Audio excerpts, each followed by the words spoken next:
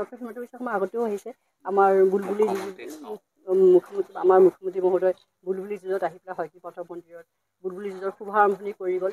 হাজোৰ প্ৰতি তেখেতৰ যিটো মৰম চেনেহ তেখেতৰ যিটো মানে কাম কৰাৰ যিটো স্পৃহা আমাৰ হাজোবাসী আনন্দিত। আজি এয়া দেখিছে আমাৰ লগত বিষ্ণুৰাম মেধিৰ প্ৰতিমূৰ্তি নিৰ্মাণ কমিটিৰ ন্যাস আছে আমাৰ লগত আৰু তাৰ লগতে বিষ্ণুৰাম মেধি ডাঙৰীয়াৰ নাম চিৰযুগমীয়া কৰিবৰ কাৰণে আমাৰ কমিটিয়ে বহুত কষ্ট কৰি এটা মূৰ্তি নিৰ্মাণ কৰি উলিয়াইছে। বিষ্ণুৰাম মেধি ডাঙৰীয়া লৌহ মানৱ বিষ্ণুৰাম মেধি ডাঙৰীয়া অসমৰ মুখ্যমন্ত্ৰী আছিল তেখেতে আৰু তেখেতৰ সেই নামৰ কাৰণে তেখেতৰ এই কামখিনি চিৰযুগমীয়া কৰিবৰ কাৰণে আমাৰ কমিটিয়ে অহৰহ চেষ্টা কৰি আছে। দেখিছে কমিটিখন লগত আছে আৰু মুখ্যমন্ত্ৰীয়ে তেওঁলোকে যেনেকৈ নিবেদন কৰিছিল আমাৰ ৰাতুল শৰ্মা প্ৰকাশ দাস আমাৰ যিমান নেতা কৰ্মী সকলোৱে তেওঁলোকে গৈ পেলাই নিবেদন কৰিছিল মুখ্যমন্ত্ৰী ডাঙৰীয়া সেইকাৰণে আহিম বুলি কৈছে আৰু আমি আনন্দিত হৈ পৰিছোঁ। অহাকালি মুখ্যমন্ত্ৰী ডাঙৰীয়া আমাৰ হাজোত পদাৰ্পণ কৰিব আমাৰ বিষ্ণুৰাম মেধি ডাঙৰীয়াৰ প্ৰতি সন্মান জনাবৰ কাৰণে তেখেতৰ মূৰ্তি উন্মোচন কৰিবৰ কাৰণে এই অকল মূৰ্তি উন্মোচন নহয় এয়া মানে তেখেতৰ কাম কাজ আমাৰ লৌহ মানৱ বিষ্ণুৰাম মেধিৰ কাম কাজ অসমবাসীৰ ওচৰত প্ৰচাৰ হৈ যাব মুখ্যমন্ত্ৰী ডাঙৰীয়া অহাৰ লগে লগে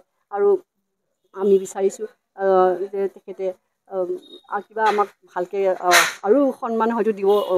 আমাৰ কমপ্লেক্স বিচাৰিছে অডিটৰিয়াম বিচাৰিছে কালচাৰেল কমপ্লেক্স আদি আমাৰ মুখ্যমন্ত্ৰী ডাঙৰীয়া নিজেই আমি একো ক'বই নালাগে কাৰণ তেখেতে নিজেই জানে যে কি প্ৰয়োজন আছে। গতিকে তেনেকুৱা এজন দক্ষ মুখ্যমন্ত্ৰী ডাঙৰীয়াৰ পদাৰ্পণে আমাক আৰু কাম কৰাৰ ইচ্ছা আগবঢ়াই দিছে বা আৰু আমাৰ হাজোবাসী উন্নতিৰ দিশলৈ আগবঢ়াই দিছে আৰু যিখিনি আমাৰ মনত হয়তো ভাৱ নাহিব পাৰে আৰু মুখ্যমন্ত্ৰী ডাঙৰীয়াৰ মুখৰ পৰা কালি আপোনালোকে নিজেই গম পাব যে তেখেতে বিষ্ণুৰাম মেধি ডাঙৰীয়াৰ নাম অসমবাসী বা ভাৰতৰ সন্মুখত মানে চিৰস্থায়ী কৰি ৰাখিবৰ কাৰণে তেখেতে নিজেই কালি জনাই যাব আপোনালোকে গম পাব। আৰু আমাৰ দেখিছে ইয়াৰ বিষ্ণুৰাম মেধিৰ ইয়াৰ পুৰণা ঘৰ আছিল ইয়াতে তেখেতে আছিলে ইমান সেই তেনেকেই আমি ৰাখিছে আমাৰ কমিটিয়ে ৰাখিছে সংৰক্ষণ কমিটিয়ে ৰাখিছে। গতিকে আজি এতিয়া মূৰ্তি ইমান ধুনীয়া ধুনীয়া মূৰ্তি হৈ গৈছে। মূৰ্তি যেতিয়া আমাৰ প্ৰতিষ্ঠা হৈ যাব তাৰ লগে লগে কমিটিয়ে বিচৰা ধৰণে এটা অডিটৰিয়াম সুন্দৰ কালচাৰেল কমপ্লেক্স যদি হৈ যায় ইয়াতে মিটিং কৰিবৰ কাৰণে কাৰণ হাজোখন হ'লগৈ বহুত মানে ঘন জনবসত ইয়াত তেনেকুৱা মাটি তেনেকুৱা আমাৰ বহুত অভাৱ ভালকৈ কৰিবৰ কাৰণে ইয়াত যদি ভালকৈ কমপ্লেক্স এটা হৈ যায় বহুত মিটিং আমাৰ কৰিবলৈ সুবিধা। আমি আদৰিবৰ কাৰণে দেখিছে আমাৰ কমিটিয়ে দিনে ৰাতিয়ে শোৱাই নাই। মইতো বাৰু আহিছোঁহে এতিয়া তেওঁলোকে শোৱাই নাই দিনে ৰাতিয়ে কাম নিজৰ কথা নিজেই কৈছোঁ কাৰণ তেওঁলোকৰ ওচৰত আমাৰ কাম নগণ্য হৈ পৰিছে। তেওঁলোকে দিনে ৰাতিয়ে ইমান কম সময়ৰ ভিতৰতে কেনেকৈনো কৰি পেলালে মই ভাবিবই নোৱাৰিলোঁ।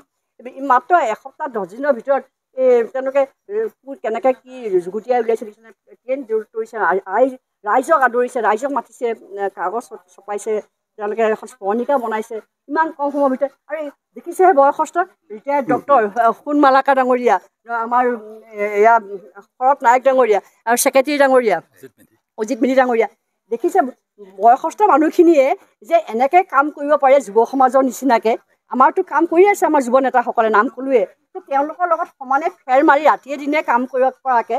গতিকে এনেকুৱা ধৰণৰ যদি ৰাইজ থাকে ৰাইজৰ উন্নতি হয় সমাজৰ উন্নতি হয়। সাধাৰণতে উন্নতি কৰিবৰ কাৰণে এনেকুৱা এখন ৰাইজ আমাক সঁচাকৈ দৰকাৰ। আমাৰ মুখ্যমন্ত্ৰীক লৈ আমাৰ সদায়ে উখল মাখল পৰিৱেশ থাকে কাৰণ তেখেতে ইমান কাম কৰিছে অসমবাসীৰ কাৰণে ইমান কাম কৰিছে তেখেতৰ কাৰণে শ্ৰদ্ধা ভক্তি আমাৰ মনত সদায়ে থাকে।